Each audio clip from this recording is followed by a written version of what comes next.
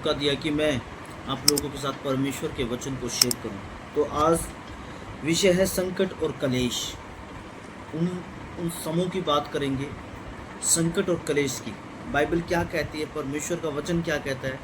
तो मैं ज़्यादा समय नहीं लूँगा, क्योंकि बाइबल परमेश्वर का वचन जब भी खुलता है तो शैतान इस चीज़ से लज्जित होता है जब भी हम परमेश्वर के वचन को खोलते हैं। हालेलुया। तो आइए हम परमेश्वर के वचन में चलते हैं सीधा, और मेरे साथ निकाले मत्ती रचित सुसमाचार 24 अध्याय उसकी 3 आयत। आज हम संकट और कलेश के विषय में बात करेंगे। यहाँ पे लिखा है, जब वह जैतून पहाड़ पर बैठा था तो चेलों ने एकांत में उसके पास आकर कहा, मैं बता कि ये बातें कब होगी और तेरे आने का और जगत के अंत का क्या चिन्ह होगा। यीशु ने उनको उत्तर दिया, सावधान रहो, कोई तुम्हें ना भरमाने पाए। मैंने सिर्फ 4 आयत तक पढ़ा है। और जो जैतून पहाड़ का मतलब है, मैं स्टडी बाइबल से भी आपके साथ ये शेयर करूँगा। स्टडी बाइबल भी मेरे पास है। यहाँ पे लिखा, जैतून पहाड़ 2.5 मील तक फैली हुई है। यह उस पर्वत का भाग है जो सारे सितिन में फैली हुई है। इस पर्वत को यह नाम इसकी ढलान पर उगने वाले जैतून के पेड़ों के कारण मिला। यरूशलेम के मंदिर के ठीक पूर्व और स्थित है। तो मैंने इस बात को इसलिए पढ़ा है, मेरे पास स्टडी बाइबल भी है, तो मैं आपको बताना चाहता हूँ कि बाइबल क्या कहती है, परमेश्वर का वचन क्या कहता है। कि बाइबल कहती है कि तुम क्या करो, सावधान रहो।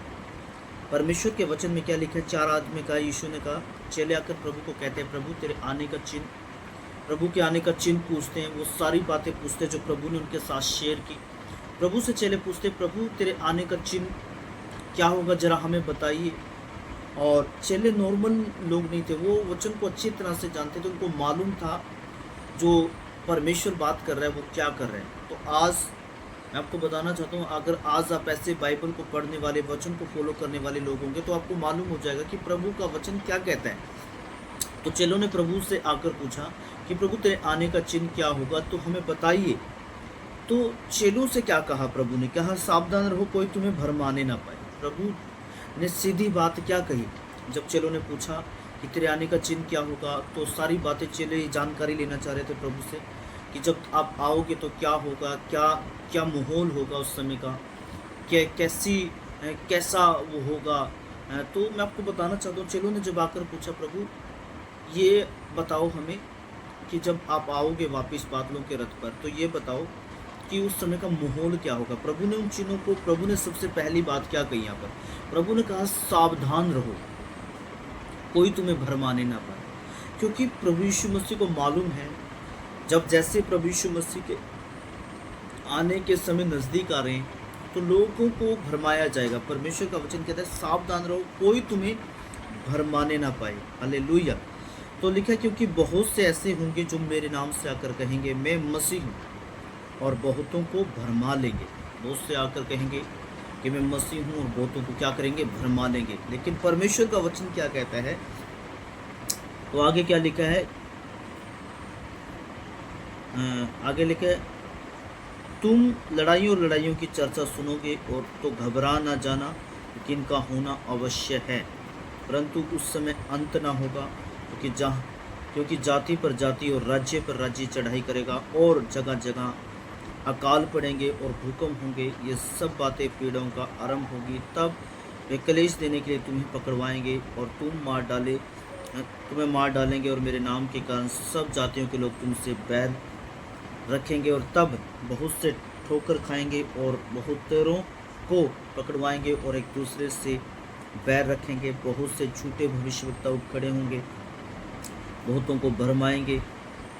अधर्म के बढ़ने से बहुतों का प्रेम ठंडा पड़ जाएगा, परंतु जो अंत तक धीरज धरे रहेगा उसी का उद्धार होगा। राज्य का यह सुसमाचार सारे जगत में प्रचार किया जाएगा कि सब जातियों पर गवाही हो, तब अंत आ जाएगा। हालेलुया।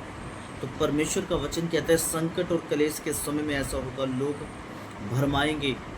मसीह लोगों को क्या करेंगे, गुमराह करने की कोशिश करेंगे, ताकि वो हम देखिए, अगर ताकि वो क्यों हमें भरमाएँगे, क्योंकि शैतान का काम क्या है, वो हमेशा से हमें इसलिए भरमाता है ताकि हम स्वर्ग ना जाएँ।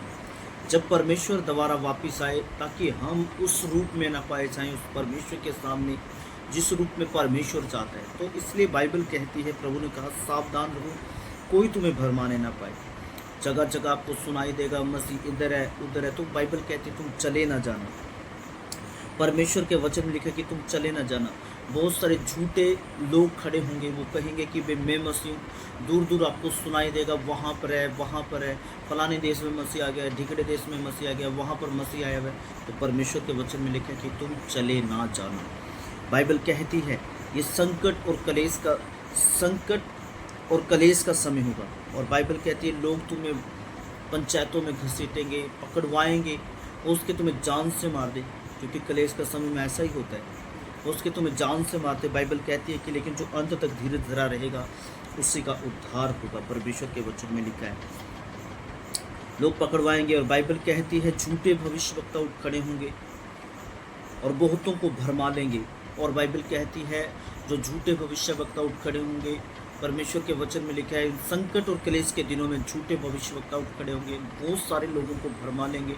और आगे लिखा है कि अधर्म के बढ़ने से बहुतों का प्रेम क्या होगा, ठंडा पड़ जाएगा। जो आज यीशु यीशु कर रहे हैं, जो रातों को प्रार्थना कर रहे हैं, जाग रहे हैं और बहुत ज़्यादा खुदा के साथ चलने वाले, उनका भी प्रेम ठंडा पड़ जाएगा। बाइबल कहती है बुलाए हुए तो बहुत है लेकिन चुने हुए बहुत थोड़े हैं। हो सके उन दिनों में चुने हुए लोग भी भरमा लिए जाएं, चुने हुए लोगों का भी प्रेम ठंडा पड़ जाए। और बाइबल कहती है कि जब उन लोगों का प्रेम ठंडा होगा, जब वो राजा हमारे बीच में आएगा, वो परमेश्वर जो हमें वापस लेने के लिए आएगा, तो हमारे अंदर जैसा वो चाहता है अगर वैसा नहीं पाए हम, तो हम उसके साथ नहीं जा पाएंगे। और शैतान हमेशा पूरी इस चीज़ को पूरा जोर देगा, इस चीज़ के ऊपर पूरा प्लान बनाएगा वो दुष्ट, और इसलिए वो ऐसा काम करने की पूरी कोशिश करता है। क्योंकि और आगे लिखा है कि अधर्म के बढ़ने से बहुतों का प्रेम ठंडा पड़ जाएगा। और ये बात बहुत खतरनाक है, जब हमारा प्रेम ठंडा पड़ जाएगा। और आगे लिखा है परंतु जो अंत तक धीरज धरेगा उसी का उद्धार होगा। सच में असली उद्धार जो होगा उसका होगा जो अंत तक धीरज धरा रहेगा, जो अपने प्राणों को भी देने के लिए, बाइबल कहती है परमेश्वर के वचन लेकर, अगर तू अपने प्राण को बचाना चाहे, अगर तूने अपने प्राण को खो दिया तो तू बचाएगा। अगर तूने अपने प्राण को बचाने के लिए झूठ बोला, तरह तरह की बातें बोली, तो तू उसे खो देगा। परमेश्वर के वचन में लिखा है जो अंत तक धीरज धरा रहेगा, जो प्राण देने के लिए भी बोलेगा अल्लाह भाई मुझे मार दो, मैं यीशु के लिए हूँ। तो बाइबल कहती है, परमेश्वर का वचन कहता है कि जो अंत तक धीरज धरा रहेगा उसका उद्धार होगा। और बाइबल कहती है, परमेश्वर का वचन कहता है राज्य का ये वचन सब जगहों पर प्रचार किया जाएगा, सारी जगहों पर प्रचार किया जाएगा, क्योंकि जातियों पर गवाही हो तब अंत आ जाएगा, ताकि आप जाकर ये ना कह सके परमेश्वर के सामने कि जी मुझे तो प्रभु के बारे में कुछ नहीं पता था, ना किसी ने मुझे बताया, मुझे तो मालूम ही नहीं था कि परमेश्वर यीशु मसीह आने वाला है। तो ये सारी जातियों में प्रचार किया जाएगा। ये एक एक बात जो मैंने आपके साथ शेयर की है, ये सारी बातें होने वाली है। और ये संकट और कलेश के जो दिन होंगे, राज्य पे राज्य, जाति पे जाति चढ़ाइयाँ करेगी, ये सब बाइबल में जो लिखा है ये सब होगा और सब होने वाला हो रहा है, कुछ होता हुआ हम देख रहे हैं। तो ये चीज़ें जो बाइबल में जो लिखा है, परमेश्वर के वचन में जो लिखा है, ये सब होगा। और बाइबल कहती है अधर्म के बढ़ने से क्या होगा, बहुतों का प्रेम ठंडा पड़ जाएगा। लेकिन बाइबल परमेश्वर के वचन में लिखा है जो अंत तक धीरज धरे रहेगा